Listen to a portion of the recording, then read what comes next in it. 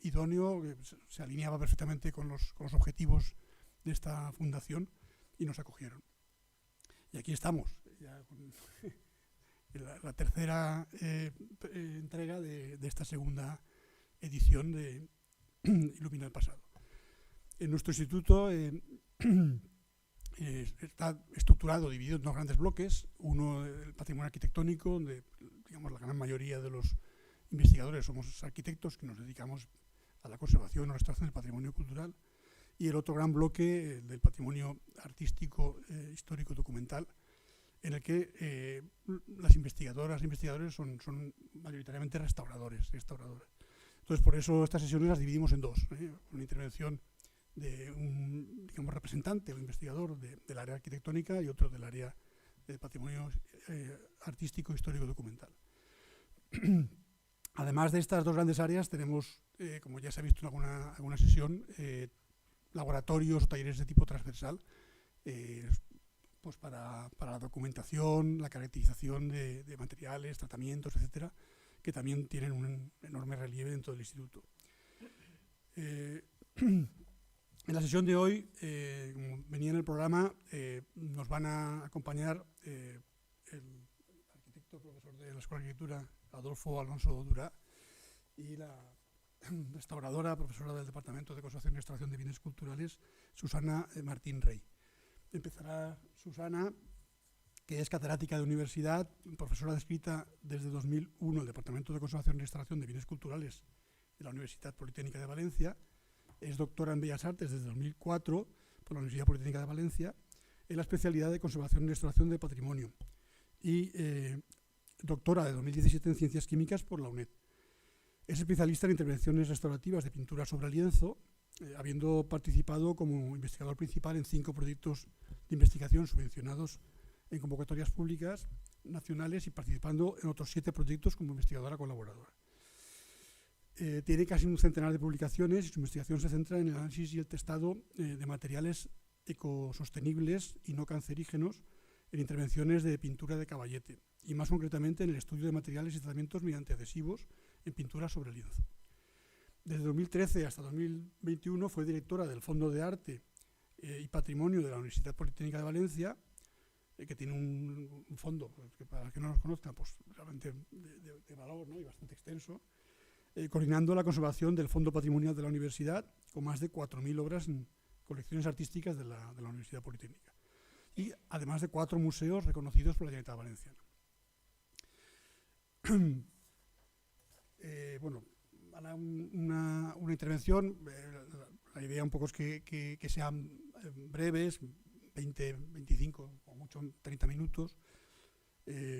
No, a continuación intervenirá Adolfo Alonso, que es doctor arquitecto, profesor titular de cálculo de estructuras y secretario de la Escuela Técnica Superior de Arquitectura entre 2004 y 2008. Fue secretario también del Instituto de Restauración del Patrimonio entre 2012 y 2016 y director del Departamento de Mecánica de Medios Continuos y Teoría de Estructuras de la Universidad Politécnica de Valencia entre 2018 y 2022. Ha sido director académico del Máster Oficial en Conservación del Patrimonio Arquitectónico entre 2008 y 2016 y vicepresidente del APIC, Asociación de Proyectistas y Consultores de Estructuras. Su principal línea de investigación es el desarrollo de software de cálculo numérico para el análisis de estructuras históricas. Después de la intervención del doctor Adolfo Alonso, haremos una sesión de debate, de preguntas, de consultas, que un poco también es parte del motivo de esta sesión, no solamente escucharles, que es interesantísimo, sino también pues suscitar un poco la reflexión, el debate o la curiosidad. Y después pues tendremos, como siempre, un pequeño aperitivo fuera en el hall. Pues nada, sin más introducción, le damos la palabra a Susana. Estupendo. No sé si esto... Paco, ¿está encendido esto? ¿Cómo se enciende? ¿Aquí? Yo creo que el mío, no sé. Sí, ahora sí, ahora sí. Gracias.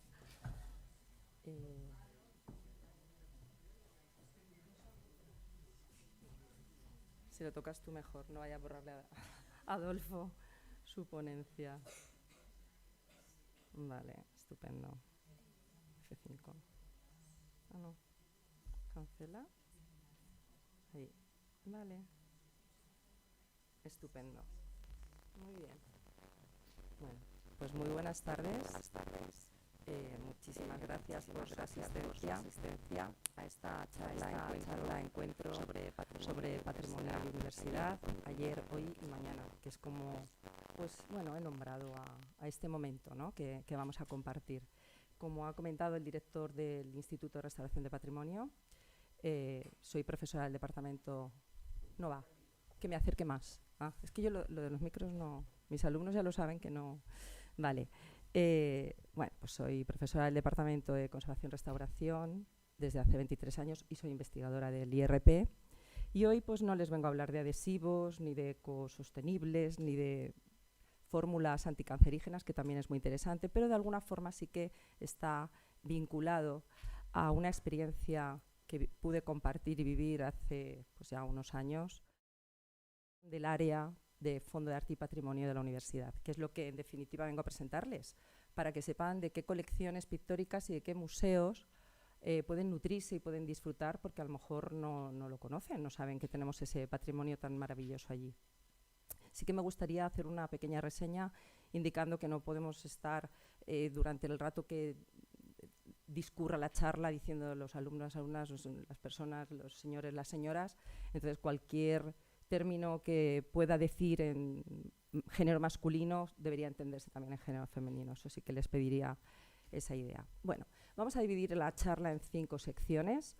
En primer lugar, vamos a ver cuál fue el origen y la evolución de los primeros museos y colecciones universitarias, porque todas las universidades tienen colecciones y museos, cuándo y cómo surgen, hasta llegar a lo que hoy en día conocemos como estos museos, ¿no?, que ya están instaurados. En segundo lugar, lo que vamos a ver es algunos ejemplos de colecciones y museos universitarios nacionales e internacionales, los más relevantes, para ya llegar a los nuestros, a nuestras colecciones y nuestros museos que tenemos en la Universitat Politécnica de Valencia. Y en el cuarto bloque, analizar hacia dónde vamos, qué retos, qué metas futuras nos estamos planteando, conociendo el papel que tiene el Instituto de Restauración de Patrimonio y el Departamento de Conservación y Restauración en la conservación de este acervo cultural. Y finalmente, bueno, pues acabaremos con una síntesis, con las conclusiones y cierre de los aspectos más relevantes que ya hemos visto durante el transcurso de la charla. No me quiero extender mucho, máximo unos 20 minutos, como mucho, para que luego haya tiempo para ese debate o esos comentarios. Bueno, pues comenzamos entonces nuestra charla con el origen y evolución de estos primeros museos y colecciones. Y si tenemos que pensar qué punto fue clave para el inicio de las colecciones artísticas vinculadas a la enseñanza en Europa, nos tenemos que ir muy detrás, muy detrás, muy detrás, muy detrás, tanto que nos tendríamos que ir a la Antigüedad Clásica, donde los escritos referencian cómo bueno, pues ya se servían en las instituciones educativas, como las academias griegas o romanas, se servían de objetos de curiosidad científica con los que poder enseñar a sus alumnos. De esta forma queda representado en el grabado que ven a su izquierda, un grabado del siglo XIX, pero que lo que está mostrando es la enseñanza de Aristóteles, está enseñando a Alejandro Magno, le está doctrinando, y vemos cómo está rodeado ya de una serie de objetos patrimoniales con los que los profesores se servían para ayudar en ese momento, ¿no?, de la enseñanza, de la doctrina. Esta idea de vincular arte o patrimonio a las universidades no va a surgir necesariamente cuando surgen las universidades, ¿no? Surgen las universidades y entonces aparecen los museos. No es así. Las primeras universidades europeas aparecen en el siglo XI, concretamente en Bolonia, en el año 1088, pero será bastante después, ya hacia el Renacimiento, cuando empiecen a surgir las primeras colecciones y museos vinculadas a las universidades. Ahora lo veremos. Sobre todo serán este tipo de espacios miscelánea donde se van a ir bueno, pues recolectando diferentes objetos y serán reconocidos como gabinetes de curiosidades. Eso es lo que representa el grabado que están viendo en su derecha. Estos gabinetes de curiosidades o cuartos de maravillas son los antecesores de muchos de los museos de historia natural que tenemos actualmente, como vamos a ver ahora.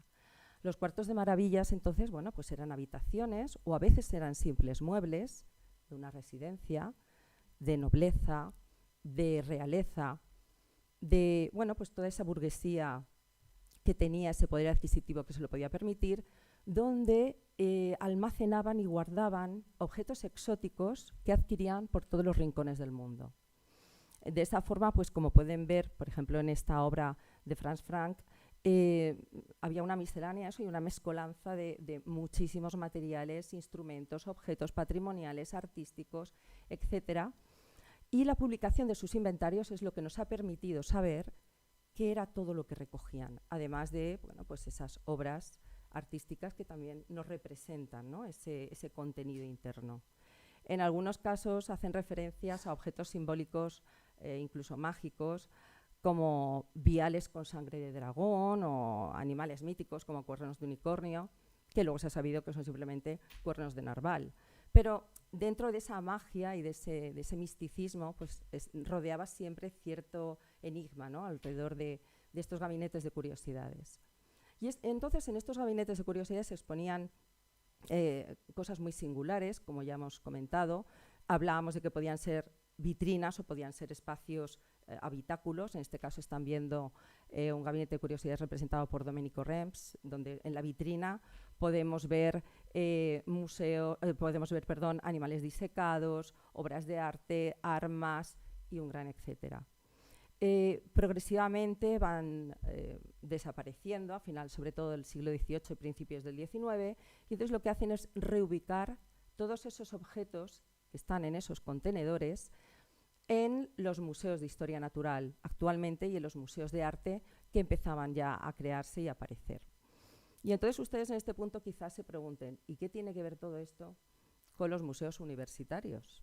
Pues tiene que ver mucho, tal y como veremos a continuación, ya que se considera el gabinete de curiosidades de Elias Ashmole como el primer museo universitario que aparece en Gran Bretaña en el siglo XVII a partir de esta donación. Elias Ashmole hace una donación a Oxford y entonces ante todo ese mare magnum y contenido de objetos que alberga la colección, deciden diversificarlos en varios edificios hasta que finalmente acaba en el edificio que están viendo ahora. Concretamente es un edificio del siglo XIX, este no es el originario donde acudió la donación como tal. Y el museo yo creo que es el claro ejemplo del resultado de un gabinete de curiosidades como tal. Es cierto que ha ido aumentando su corpus, lógicamente, con el paso de los años, albergando una amplia gama de objetos que incluye arte, arqueología, historia natural, antigüedades y un largo etcétera hasta la época contemporánea. Y bueno, pues estas serían otras muestras de universidades europeas que poco a poco fueron creando sus museos universitarios, a veces desde donaciones ya digo, de familias de aristócratas, como sucedió en la Universidad de Padua, o bueno, pues donaciones varias, donde van albergando esas colecciones y las van guardando, y además se sirven de ellas para poderlas utilizar tanto en la docencia como en la investigación, que no es ni más ni menos que lo que hacemos actualmente, además de también hacer labores de difusión. Después de la Universidad de Padua será Bolonia, en 1762, quien ya instaure su propio museo también universitario vinculado a la Pinacoteca Nacional, y se van a ir sucediendo después las iniciativas de Cambridge, Lovaina, Berlín, Edimburgo, etc., quienes van propiciando la aparición de esos museos de prestigio que hoy en día todavía visitamos y conocemos en la actualidad. En este segundo apartado lo que vamos a ver es la relevancia y el valor intrínseco que tienen las colecciones de los museos universitarios en la actualidad. Bueno, las colecciones... veo que se ha bajado, me ha movido el texto. Bueno, son tres pilares fundamentales en los que se focaliza nuestra labor en los museos universitarios. En primer lugar, la conservación y salvaguarda lógicamente, de las colecciones y de las piezas, y además difusión, que se conozca que existen y que están ahí. Posteriormente, los museos universitarios también desempeñan un papel crucial en la formación, lógicamente, académica y también en la investigación. Nos sirven como laboratorios vivos, utilizamos las piezas que albergan nuestras colecciones y museos para poder estudiar, analizar y aprender de esas obras y de esos objetos patrimoniales en un entorno docente y en un entorno investigador. Luego veremos algún ejemplo. Y también, como tercer pilar y fundamental, tenemos la colaboración con otras instituciones académicas, con las que se participan en programas de intercambio, con los que poder conocer qué se está haciendo fuera de nuestras fronteras y de alguna forma promover también el intercambio de conocimientos y la difusión cultural de una forma global. Bueno, vamos a mencionar a continuación algunas de las colecciones y museos más relevantes que podemos ver en las universidades españolas. Bueno, empezaríamos por empezar por alguna de las más vastas y grandes, ¿no? Como es la Universidad Complutense de Madrid. Esto simplemente es un pantallazo y la gran suerte que tenemos es que eso es un pantallazo de todas las colecciones y museos que se pueden visitar y además están digitalizadas. Nosotros también tenemos gran parte de nuestra colección en la UPV digitalizada y ustedes pueden consultarla online y luego ya si les interesa algo en específico pueden realizar la consulta directamente al Fondo de Arte y Patrimonio. Aquí ocurre igual. La Complutense cuenta con 17 museos de diferentes características y otra tanta cantidad de colecciones artísticas y también patrimoniales vinculadas a la medicina, a veterinaria, a botánica, etcétera, a estos museos. Por otra parte, la Universidad de Barcelona, lo ven reflejado en la parte derecha de la pantalla, cuenta también con casi una veintena de colecciones patrimoniales y ya les digo que sobre todo la gran ventaja que tenemos es que podemos consultarlo online porque están digitalizadas. A estas instituciones, lógicamente, se unen otras tantas universidades en todo el ámbito español, no menos relevantes, pues como puede ser la Universidad de Salamanca, de Granada, de Sevilla, Valladolid, Santiago de Compostela, Murcia, la propia Universitat de Valencia, etc. Y lo que puedo decirles es que a grandes rasgos todas ellas conservan el patrimonio destinado, ya digo, tanto al estudio como a la investigación. Se albergan todo tipo de objetos, como pueden ser instrumentos quirúrgicos, modelos anatómicos, relacionados con medicina, con veterinaria, con zoología, colecciones de minerales, de rocas, etc. Colecciones de arte, como ahora después veremos, ocurre en la Politécnica, incluyendo pintura, escultura, dibujo, grabado, en fin, un sinfín de fuentes y de colecciones abiertas a la sociedad y al público en general. Bueno, nos vamos a centrar entonces ahora ya sí de una forma concreta en los fondos patrimoniales de la Universitat Politécnica de Valencia. Bueno, desde la creación de la colección artística de la UPV a finales del siglo XX, el corpus ha ido creciendo gradualmente. Sí que es cierto que cada vez de una forma más lenta, pero de forma exponencial. En la actualidad alcanza 5 colecciones, 4 museos, 3 de ellos con reconocimiento por la Generalitat Valenciana. Después les explicaré las ventajas que tenemos con este reconocimiento de la Generalitat. Y todas estas colecciones y museos forman parte del Fondo de Arte y Patrimonio de la Universitat Politécnica de Valencia, que actualmente es dependiente del Vicerrectorado de Arte, Ciencia, Tecnología y Sociedad, cuya vicerrectora es Salomé Cuesta. ¿Cuándo se crea este Fondo de Arte y Patrimonio? Bueno, como ha indicado el director del IRP, este paraguas para que albergara todas las colecciones y museos de la universidad se crea en 2013. Es decir, las colecciones ya estaban, pero bueno, pues cada una funcionaba de una forma un tanto independiente de la otra, no estaban bajo un mismo marco, y digamos que cada escuela que la albergaba o cada facultad que la albergaba era la responsable de sostener y conservar esa colección. En 2013, con el equipo rectoral anterior, se crea el área Tengo la gran suerte de poder participar en esa génesis, disfrutar y sufrir a la vez, porque eran retos continuos, pero tengo un recuerdo muy bonito de esos 8 años. Entonces, bueno, pues sobre todo lo que nos encargamos al principio fue saber qué hay y dónde está.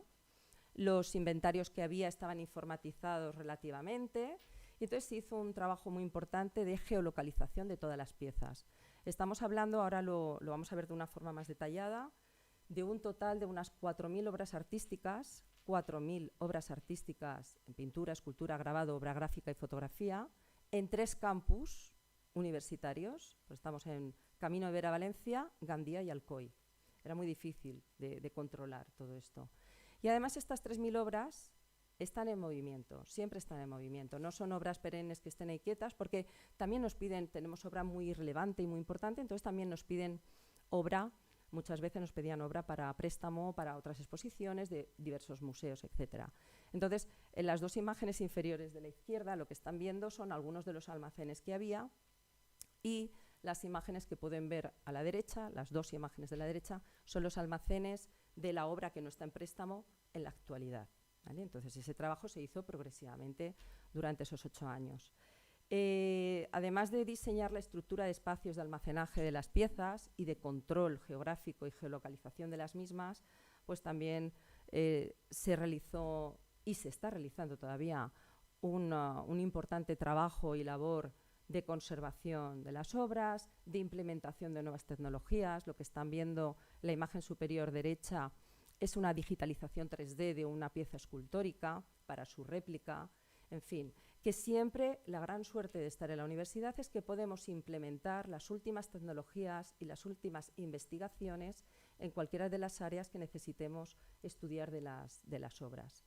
En la actualidad, la supervisión y dirección del área de Fondo de Arte y Patrimonio se lleva a cabo por el profesor Toni Colomina, que es colega y compañero de departamento, y también lo importante, y ahí somos la envidia de muchos museos universitarios, es que tenemos un organigrama muy estabilizado, en el sentido de que contamos con una conservadora ex profeso que se dedica exclusivamente a las colecciones y los museos, que está en plantilla, una técnico superior de laboratorio, una técnico documentalista, que para mí era fundamental contar con esta figura, y un programador informático. Entonces, estas 3 personas son staff permanente, y a mí lo que me gustaba y lo que hablaba con ellos es que, bueno, pues los directores iremos cambiando, pero lo bueno es que vosotros estaréis siempre, ¿no? Entonces, venga quien venga de dirección, ese equipo de trabajo es permanente en la universidad, y entonces siempre puede seguir,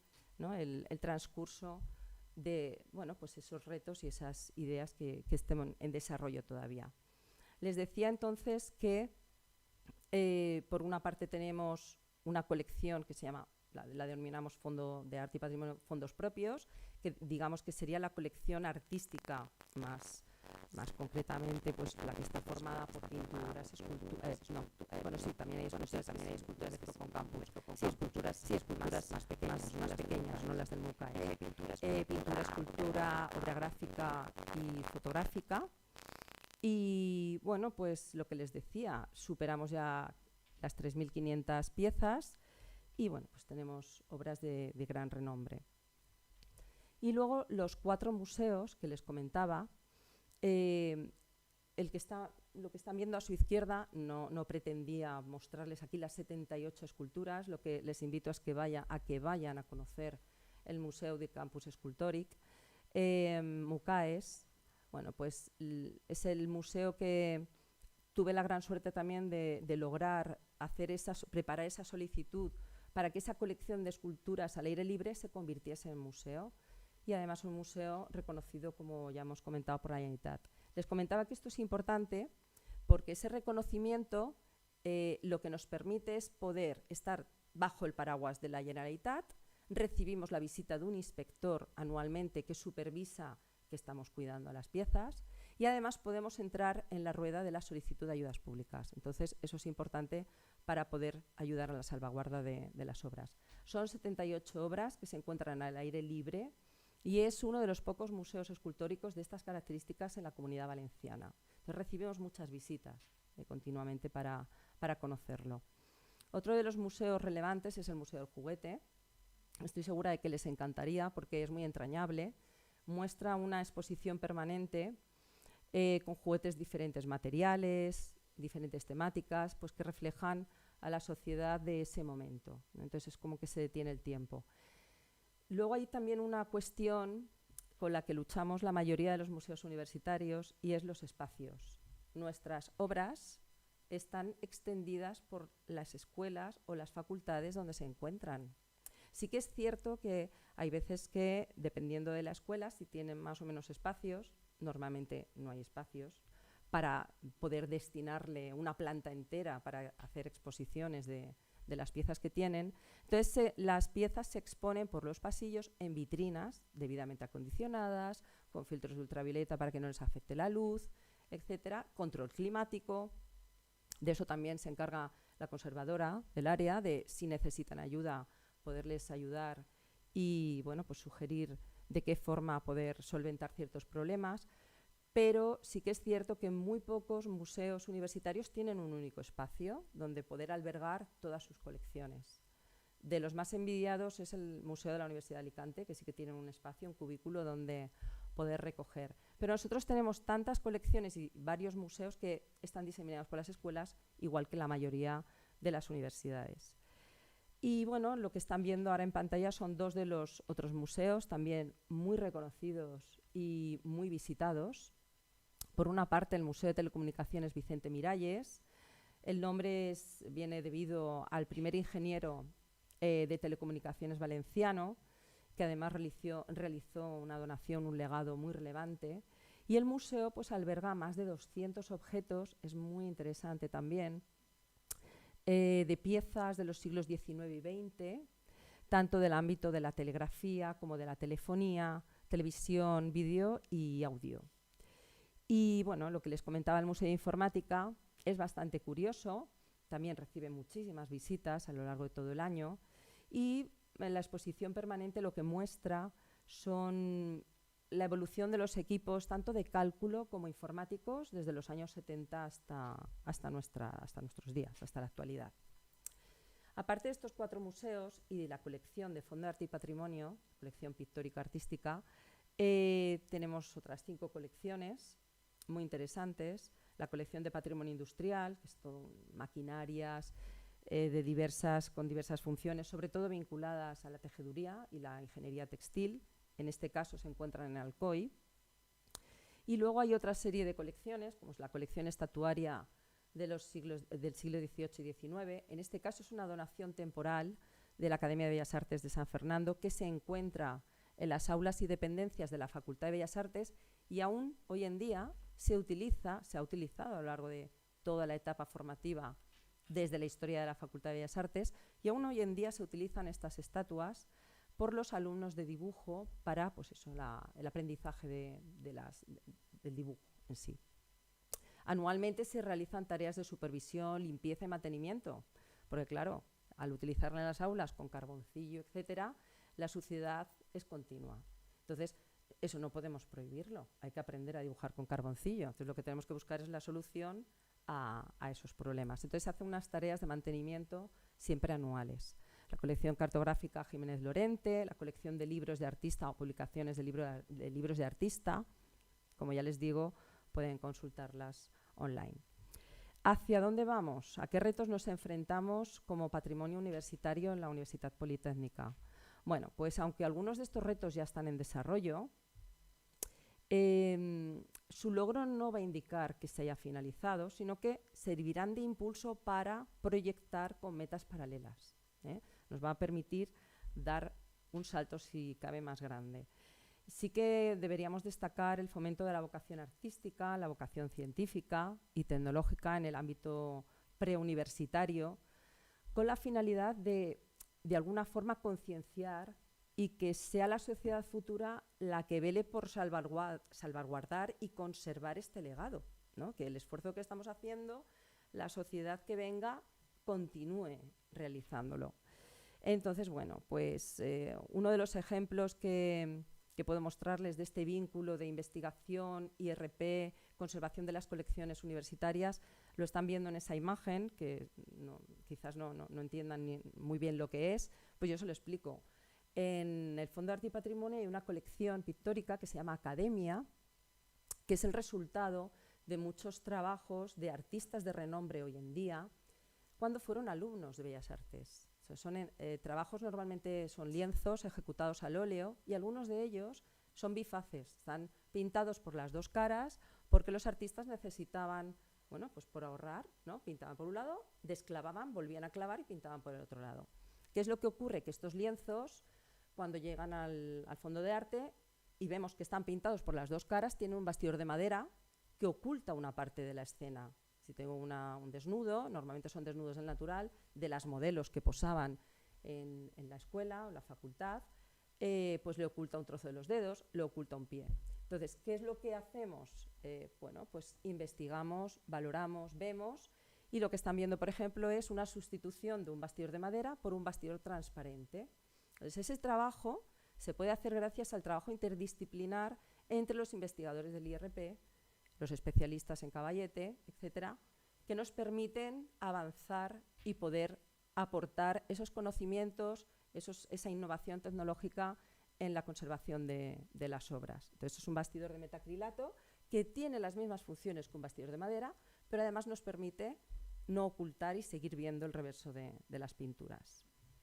Bueno, como ya les he comentado anteriormente, el organigrama de Fondo de Arte y Patrimonio es sólido, muestra una sólida estructura de especialistas y, bueno, pues esto ya digo, serían los 4 pilares, antes ya se los he comentado un poco por encima, pero serían los 4 pilares fundamentales en los que vamos a trabajar pues para realmente eso, salvaguardar y dar continuidad a todas estas colecciones y museos universitarios.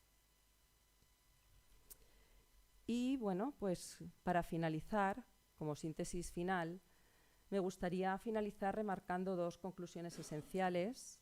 Por una parte, bueno, creo que estas 2 conclusiones van a resumir un poco las ideas fundamentales de la charla. Por una parte, destacar cómo durante siglos y hasta la actualidad el papel de la universidad ha sido clave como herramienta propulsora de la docencia, pero también de la cultura, de la ciencia y de la tecnología. Y sobre todo debemos destacar su papel como guardián de la conservación y la difusión de un legado cultural y patrimonial que, bueno, pues sin duda es esencial tanto para la sociedad actual como para la sociedad del futuro. Y sin más, pues muchas gracias por su atención.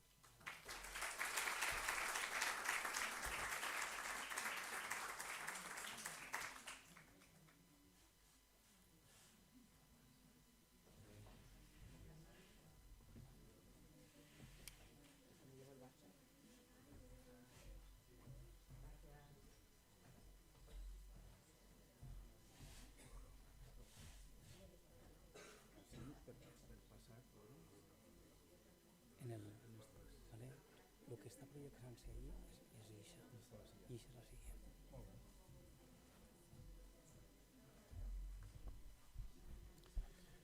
Buenas tardes.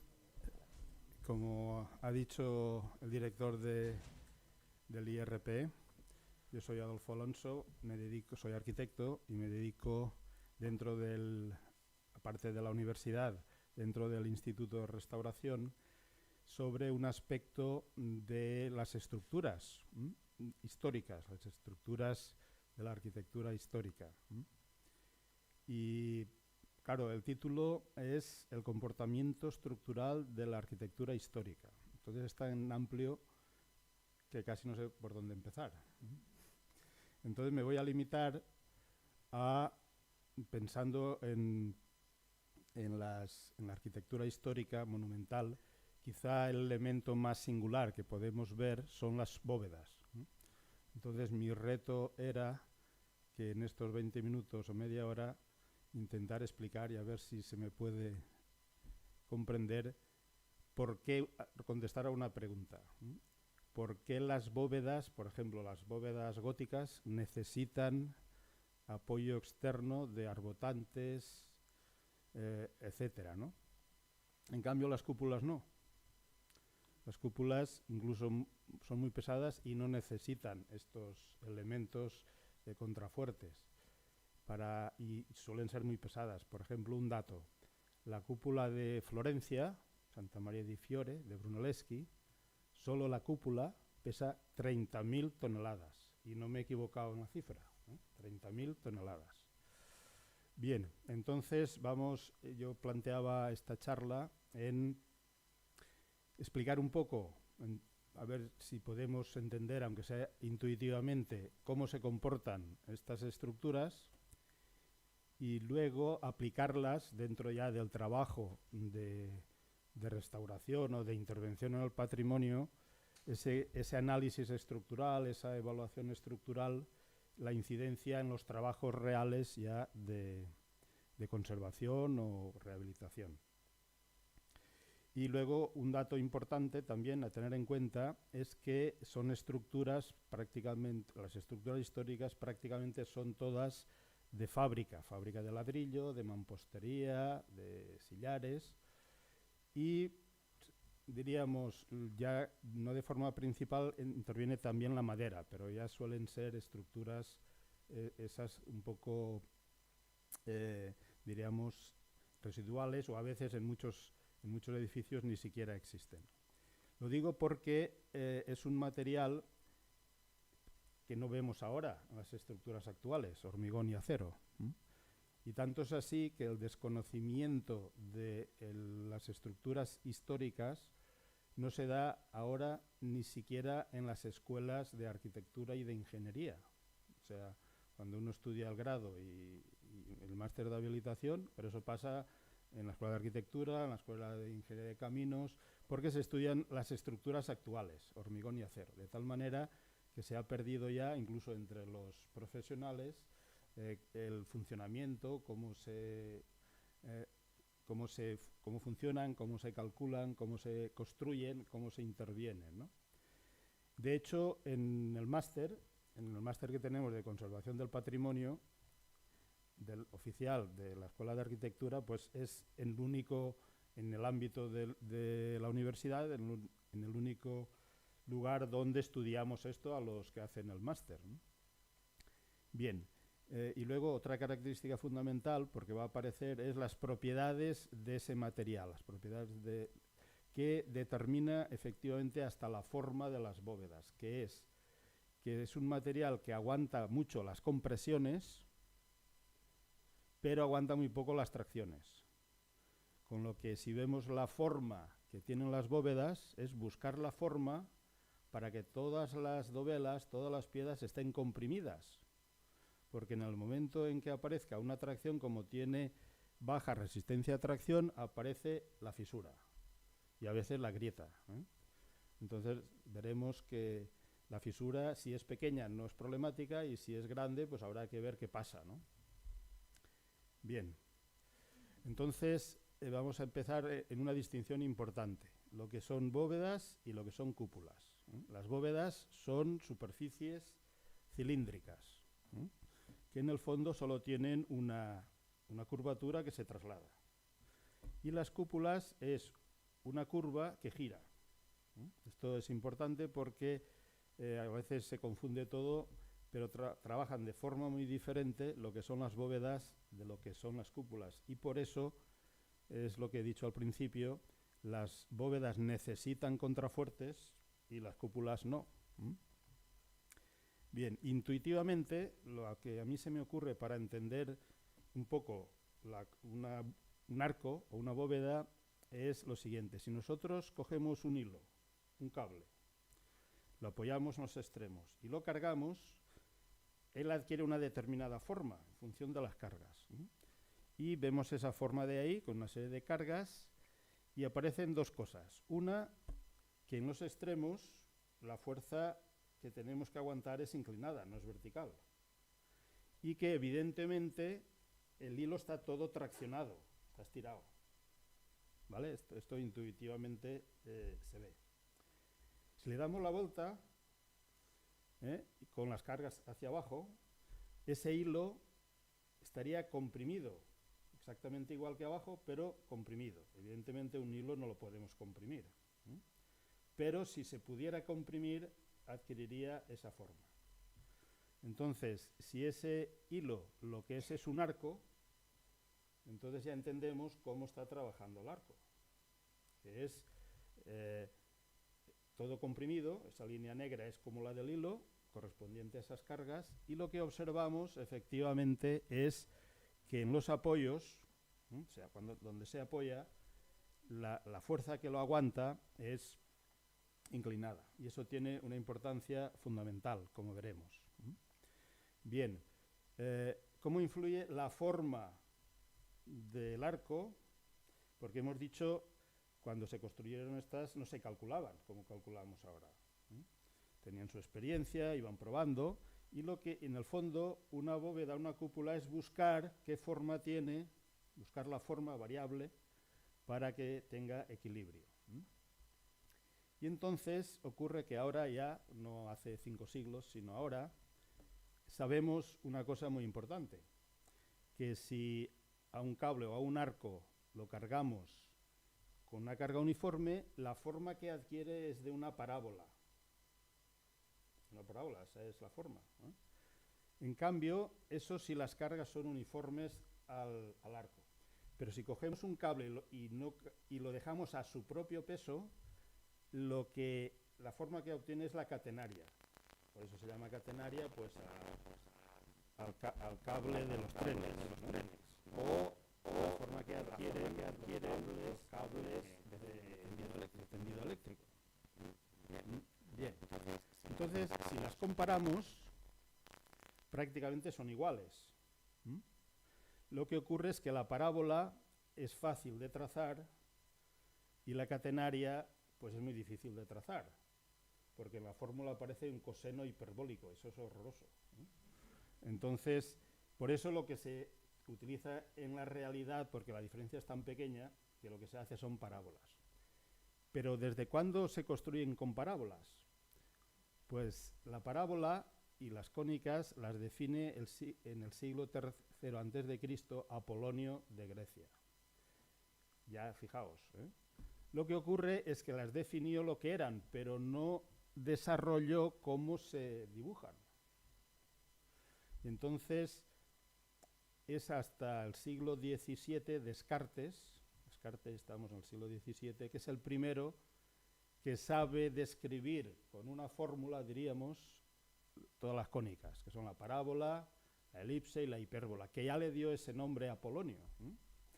Y eso explica una cosa muy importante, porque hasta ese momento todas las bóvedas que se construyen y arcos, desde Roma, que lo tiene todo, tiene arcos, bóvedas, cúpulas, todas son arcos circulares, todas, porque no sabían lo de la parábola, que era el trazado ideal. Entonces, sin embargo, los góticos, fijaos, ¿qué hacen con el arco? Ya no lo hacen circular, lo hacen apuntado, pero apuntado con 2 arcos de circunferencia. Lo que ocurre es que ya intuyen, porque eso ya se parece algo a la parábola, porque ellos ya saben que eso empuja menos que un arco normal. Porque el problema de las bóvedas para estabilizarlas es los empujes que tiran para afuera, eso es clavado. Claro, en cambio, ya en finales del siglo XIX, principios del XX, hay un arquitecto que todos conocemos, Antonio Gaudí, que esto lo sabía perfectamente, y utiliza esta técnica. Aquí hace con hilos, con bolsitas de arena, proporcional a los pesos, y van adquiriendo su forma. Entonces él diseña este edificio dándole la vuelta y entonces hace sus parábolas. Entonces Gaudí hace en línea parábolas, y cuando hace superficies, por ejemplo la Sagrada Familia, ¿qué hace? En superficie la parábola, que es el paraboloide hiperbólico, porque esto se lo sabía muy bien. Entonces, bien dicho esto, el problema de las bóvedas es este: como tiene una carga inclinada, tiene una componente horizontal hacia afuera, que hay que soportar.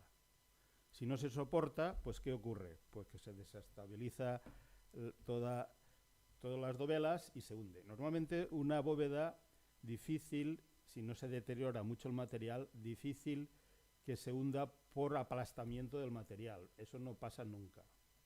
Siempre es por desequilibrio, porque hay un movimiento y lógicamente pues se cae, ¿no? Bueno, pues con esas técnicas de cálculo, sobre todo para lo que son las bóvedas, pues podemos analizar, por ejemplo, pues el efecto del arbotante de una catedral. En este caso, habréis observado que hay catedrales que tienen un arbotante y otras veces dos. Entonces esta es de 2. ¿Y por qué tiene 2? Pues porque el de abajo es el que aguanta la bóveda de dentro. Normalmente se sitúa al tercio inferior de la bóveda. ¿Y por qué el arbotante de arriba si ya no hay bóveda? Pues porque en el gótico clásico, el mediterráneo no, por ejemplo la Catedral de Valencia, no pasa así, tienen una cubierta encima de las bóvedas con mucha pendiente, que es una cubierta de madera, y eso da una superficie enorme para el viento. Normalmente son muy apuntadas, todas las catedrales góticas centroeuropeas, sobre todo si nieva, y tal. Pero claro, esa presión del viento es brutal, entonces necesitan a esa altura pues ese arbotante para resistirlo. Entonces ya vemos que como hay un empuje horizontal, las bóvedas necesitan elementos para contrarrestarlo. Pasemos a la cúpula. Entonces, ¿la cúpula qué ocurre? Pues en la cúpula, que es un arco pero que gira. Y entonces ahí vemos, y normalmente las cúpulas van sobre un tambor que no necesita contrafuertes, pero hay que adaptar ese círculo al final a un cuadrado, que es las 4, y eso hay varias, eso es lo que se estudia, pues pechinas, etcétera, para poder apoyar todo el círculo, al final ir adaptándolo hasta pasarlo al cuadrado. Entonces, la diferencia, claro, la cúpula, o sea, si la bóveda solo tiene un arco, una curvatura, la cúpula tiene 2 curvaturas. Una es, diríamos, el meridiano y otra el paralelo. Y eso lo hace trabajar de forma completamente diferente que la bóveda, como se ve en esa figura. Entonces, lo que ocurre es que si esto es una semiesfera, la fuerza que pasa por los meridianos siempre es de compresión, pero hay una fuerza en los paralelos. Por ejemplo, si yo tengo un aro así, si lo meto para adentro, está comprimido, pero si lo tiro para afuera, está traccionado. Entonces, en función de la altura donde esté el paralelo, pues puede estar comprimido o estar traccionado. Eso depende de la forma de la esfera. Por ejemplo, una semiesfera, si es semiesfera perfecta, ahí vemos los ángulos, 38 grados hacia abajo, hay tracción en los paralelos, porque intenta abrirse. Y si hay tracción, si supera a la resistencia de tracción de la fábrica, pues fisura vertical. Si cambiamos la pendiente, fijaos que todas las cúpulas importantes, Brunelleschi, San Pedro del Vaticano y todas las demás, nunca son completamente esféricas. Bueno, nunca no. La que veremos ahora después, que es la de Escuelas Pías, sí que es esférica. Y ahora la estamos reparando, en concreto. Bien, pues entonces, ¿qué ocurre? Pues ocurre que como las fuerzas horizontales se compensan con los paralelos, abajo casi no hay empuje horizontal. Sí que puede haberlo, pero muchísimo menos que en una bóveda. Por eso podemos tener el tambor y el tambor, si está bien dimensionado, no necesita. De todas maneras, como siempre pueden aparecer tracciones, en la Comunidad Valenciana hay unas cúpulas que son singulares en toda España, que hay, bueno, en la ciudad de Valencia hay como 15 o 20, y luego en cada pueblo, cuando pasáis y veis la silueta, está el campanario y esas cúpulas azules, que salen casi todas a partir del siglo XVII-XVIII.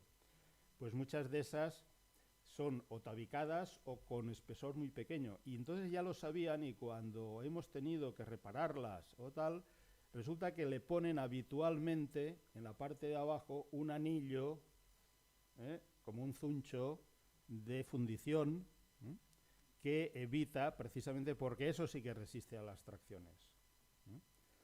Bien, por eso cuando una cúpula se fisura,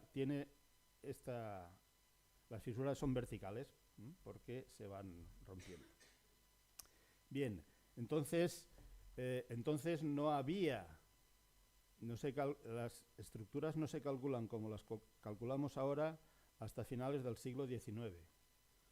Y al principio se calculan con estos métodos, diríamos, de sumar vectores, lo que se llama estática gráfica.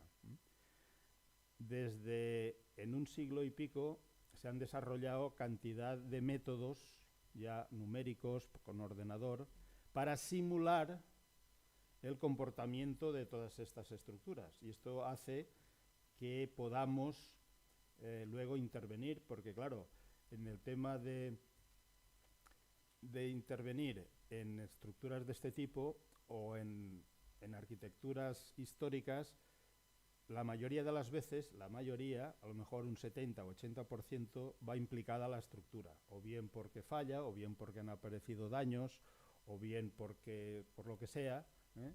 Y entonces, en nuestro trabajo somos patólogos, como los médicos, la patología.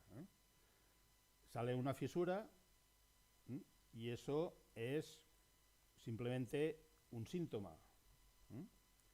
Pero, bueno, sale una fisura, la tapamos y ya está. Ojos que no ven, corazón que no siente.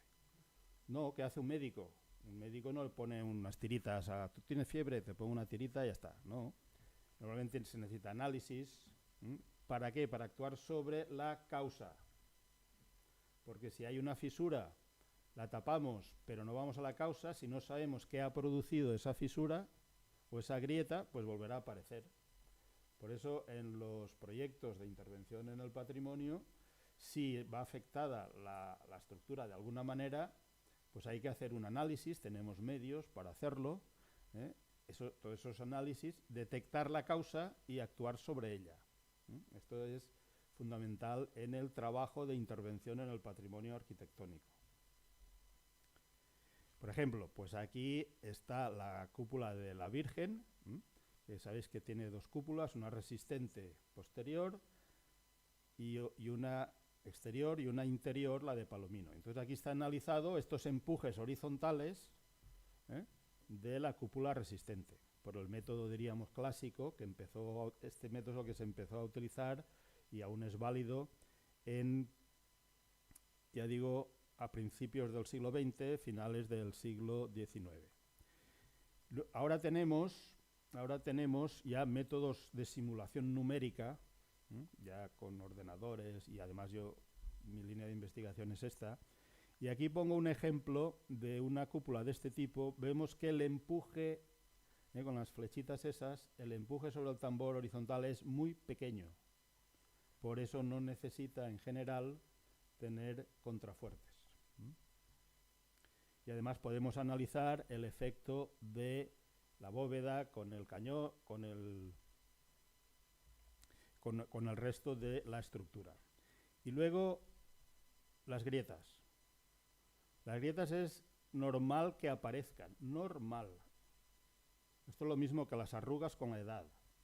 Es lo normal. Otra cosa es que hay que ver si esas arrugas son peligrosas o no. Aquí tengo una foto del Panteón de Roma. Ha durado 2000 años, sí, pero se ha reparado muchas veces. Fijaos la grieta que hay ahí. Estos principios del siglo XX. Es una grieta que cabe el brazo. Ahí no se le pone una tirita. Y la cúpula de San Pedro. Porque en 1700 y pico empezó a abrirse precisamente en la base. Ahí se aparecen, casi no se notan, una serie de fisuras. Y entonces se llamó a una serie de matemáticos para ver qué pasaba, porque esto se va a hundir, ¿no? Y entonces hay un famoso Polenyi que lo que hizo fue, bueno, lo que hizo Gaudí, que es coger el dibujo, el corte del dibujo, hacer trocitos de dovelas y hacer con una cadena y colocarle pesos, diríamos, proporcionales ahí. Y la dejó caer y efectivamente tiene esa forma. Entonces le dio la vuelta